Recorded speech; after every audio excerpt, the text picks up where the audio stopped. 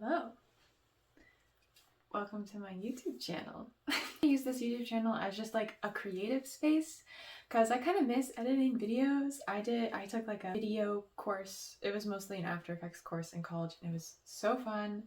And I don't have After Effects anymore because I'm not paying for an Adobe subscription. Woo!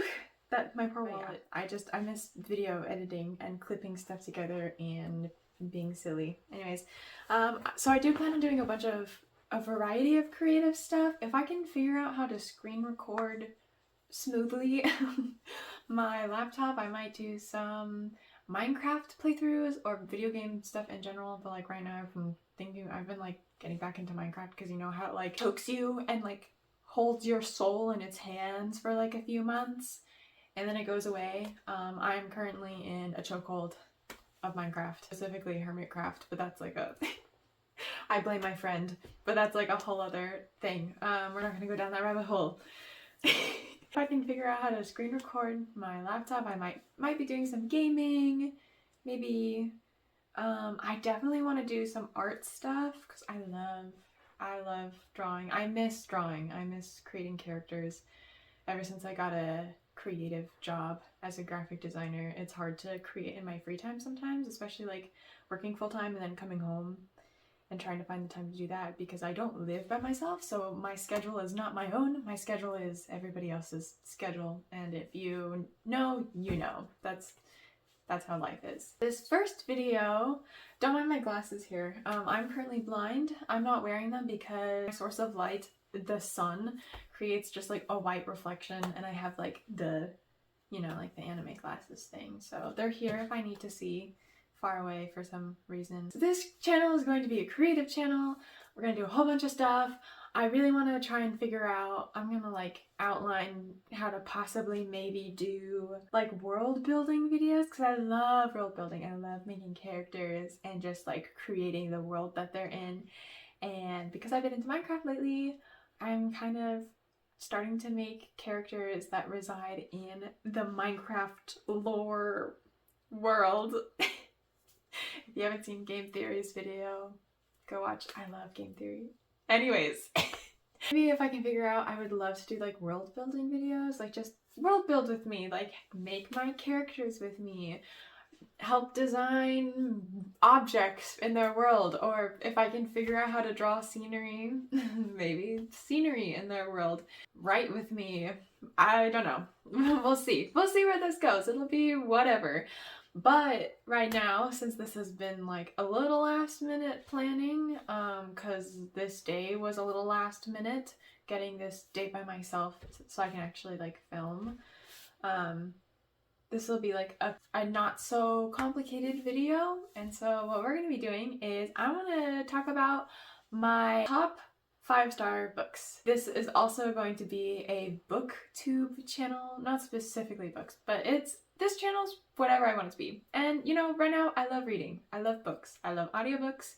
I love physical books. I love the smell of books. Oh, the smell of an old book is like the best thing in the world. And so we're gonna start off by talking about my 5-star reads. I've like narrowed it down to 3, 4-ish.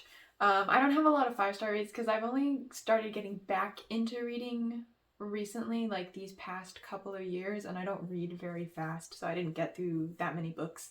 And I never really like rated books when I was younger. Like when I was younger and I burned through books in like a day or like 2 days, I wasn't really in the mindset of like, ooh, what do I rate this book? What did I think about it? I was just like, yeah, that book was great. Let's move on to the next one in the series. Books that I've read previously in my life do not have ratings, so these are, well, except one of them, but we'll get to that. But these are like newer-ish books in my life that I've rated 5 stars, but these are like my top of all time 5 stars. I have other 5-star books that are not in this list, but I just wanted to talk about a few of them that I love and cherish. We're gonna start with the oldest one. We have Ruby Holler by Sharon Creech. I love this book. This book really means a lot to me. I actually I didn't read it first. My 3rd grade teacher read it to our class when I was in 3rd grade, obviously, and I loved this book when she read it. I was so excited about it. And then when she was done reading it, I proceeded to reread this book every year at least once, usually a couple times, every year of elementary school and middle school. High school, I didn't read it every year, but I read it a couple times in high school. I don't know, it kind of like left my mind, and then I thought about it again, and I was like, oh, I love this book, I want to reread it. And I reread it in college, and I was like, oh, and I bought myself a copy because all those years I had been just getting it from the library. But I finally have a copy of Ruby Holler. I've honestly never read any other Sharon Creech book. I probably should. But I've never read any other Sharon Creech book, but this one, I don't know if it's technically a 5-star in the realm of literary meaning and the impact it's had on the world, you know, but for me, with all the nostalgia attached to it, it's a 5-star read. You follow these two twins in this book, and they are in an orphanage, and they've had a really hard life. Like, a lot of the families that tried to adopt them were just horrible, horrible, horrible people. And so these two twins have pretty much lost faith in adults and families and ever being adopted. And so there's this train that goes by the town, and they are trying to plan to get on this train and leave. But their plans get interrupted by this old couple that comes along, and this old couple, the husband wants to go on one trip and the wife wants to go on the other, and they've determined that due to their age, it's probably not a good idea for them to go by themselves.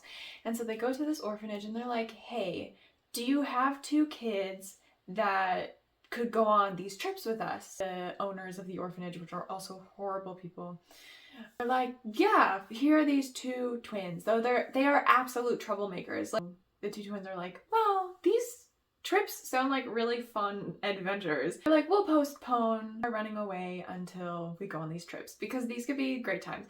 And so you follow the twins and this old couple as they get ready to go on this trip. I think this sparked my love of found family. It is such a wonderful, sweet book about found family. And it's a pretty short read. Like, you can see it's not very thick. I think it's like lower to middle grade books, I guess. So it's pretty easy read. There's nothing horrible in it. So that's Ruby Holler, my first ever 5-star read, 6-star read. I love this book. This next book,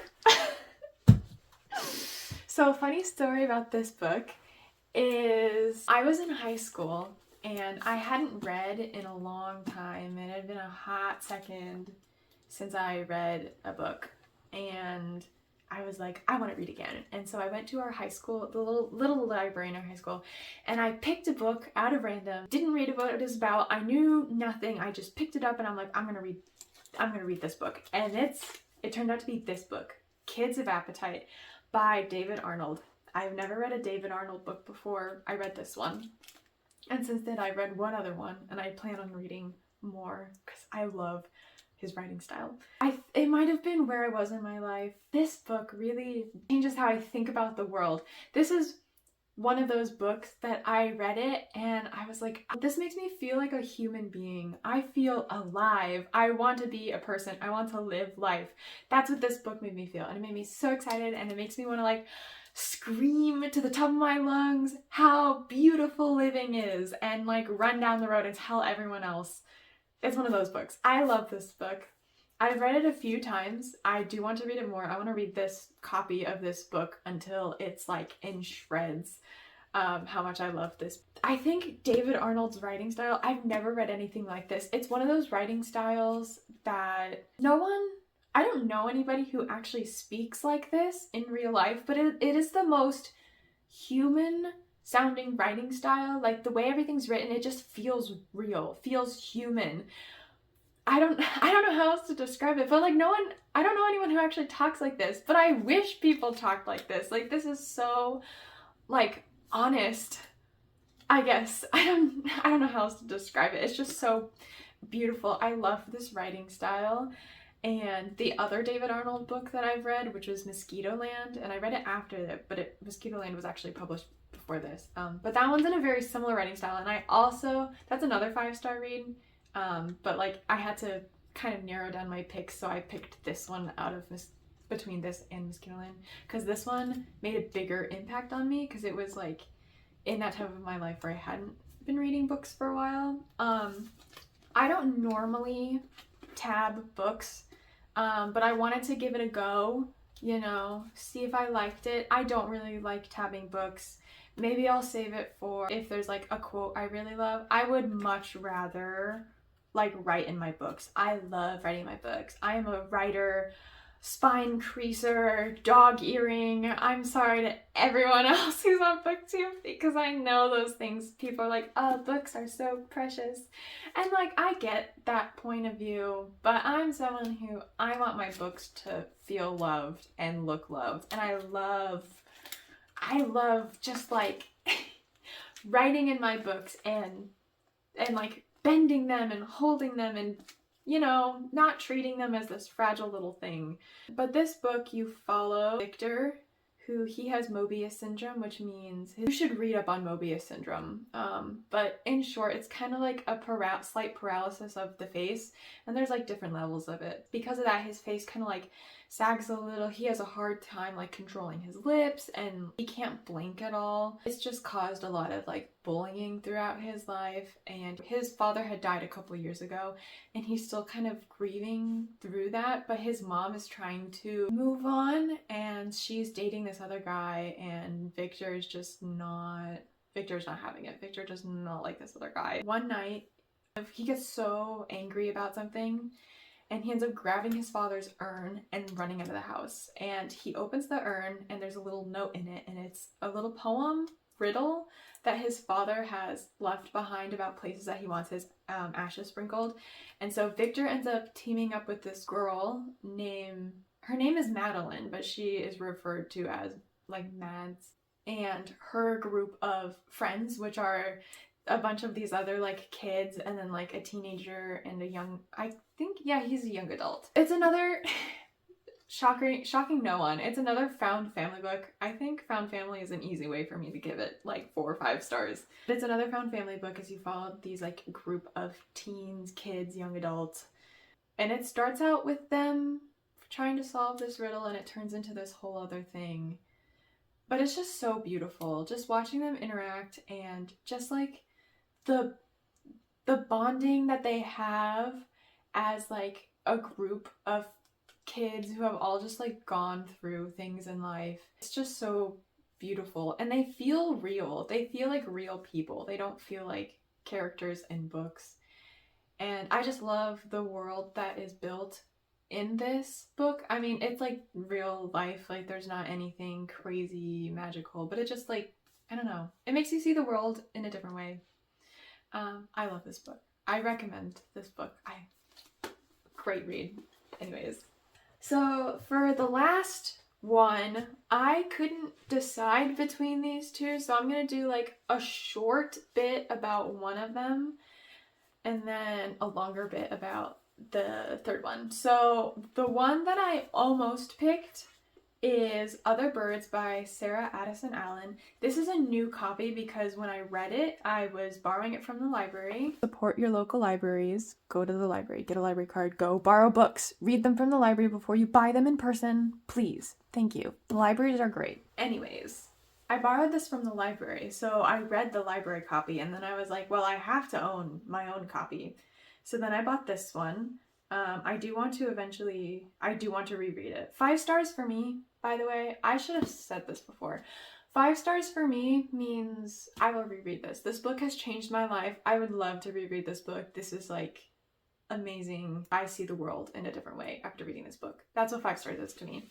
My friends and I have a little book club, and this was the book for the end of last year, 2023. Like Kids of Appetite made me feel like a human, but Kids of Appetite made me want to like scream to the world how amazing it is to be alive. This one just kind of was very like, I just sat there and wanted to cry. Like I couldn't cry, but I wanted to. I just sat there, and this book just kind of like patted me on the back and just sat there in silence with me when I finished it. And it's not even that like sad. I don't know what it was. I love this book. It's another slice of life found family which is why I ended up picking the other one over this, because I already have 2 slice of life found families. So yeah, read this one. But I ended up picking this one to be in this video, which is Pure Nessie by Susanna Clarke. This was the first pick of the book club, so it was at the beginning of 2023, and this book is so magical. It's kind of got themes of like Greek mythology in it, as you can kind of tell by the cover, the art cover, but it's not like real Greek mythology. Obviously, it's just kind of got that aesthetic vibe. I don't want to use those words, but I don't know what else to use. It's like magical realism is a good way to describe this book, but you follow this guy who's in this world.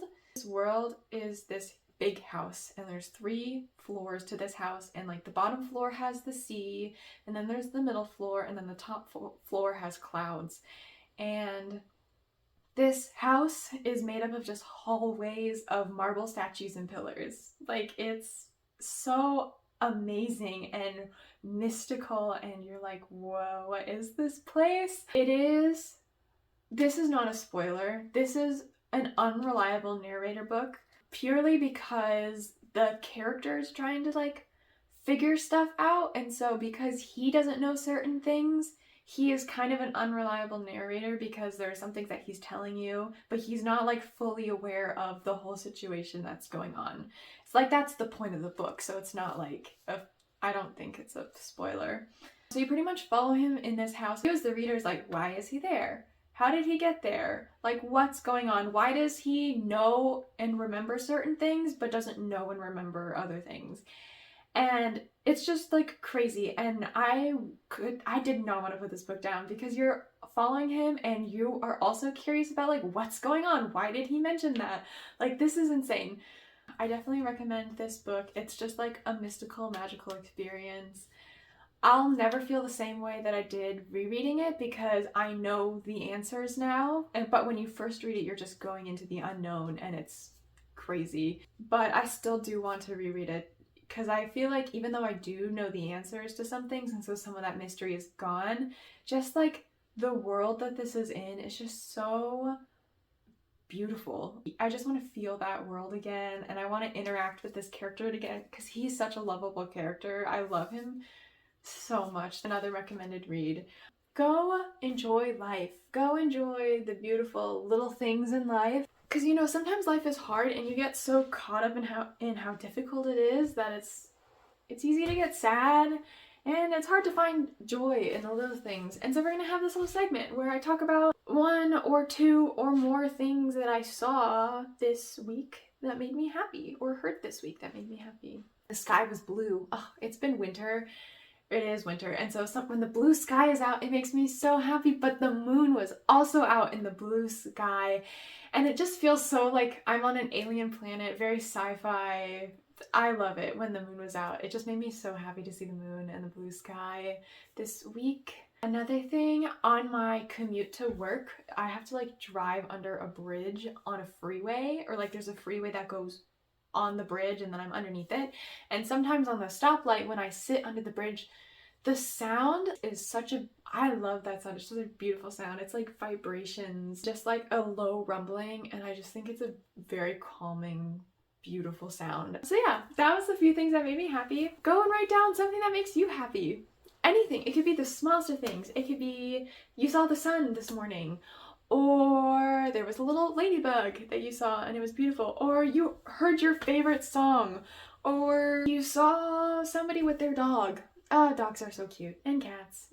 Anyways, so these were my 5-star reads that I've picked. I have more, I just didn't put them in this video. But these were like my top of the 5-star that I think were the most life-changing. I'm excited to see what other 5-star reads I get this year. I'm trying to think. I don't know if I have a 5-star read. I don't think I have a 5-star read yet this year. I think I have 4 stars. But 4 stars are like, ooh, I love this book. I might reread it, might not, but I do love this book. But it wasn't like life-changing, you know? Like, these are life-changing books. There's an obvious theme of found family, slice of life in these, except Pure Nessie is not super slice of life or found family, but it was still beautiful. But yeah, thanks for watching my video. Hopefully it reaches YouTube and the internet. I am filming this for fun just so I can edit a video for fun. But I don't know, I kind of want to post on YouTube. I think it'll be like a fun little hobby. Just being creative, being silly, you know, doing whatever with life. Because I miss being creative. I miss being a creative person. And I am so sick of being stuck on my phone scrolling. Anyways, thank you all for watching this video. I hope you enjoyed. If you've read any of these books, let me know. Let me know your thoughts. If you liked them, if you didn't like them, or if you have any book recommendations that are kind of like in the same field as those books. Also, feel free to let me know if there's anything specific that you would want to see. It doesn't have to be book related. It can be books, it can be drawing, character designing, world building, Minecraft related, or just video games in general, or just life stuff in general. But yeah, this has been fun. This is actually more fun talking to the camera than I thought it would be. Find joy in the little things. It makes life so much better. Life is amazing. Being alive is amazing. And I love you guys, and you're all doing so great. Have a great day. Bye.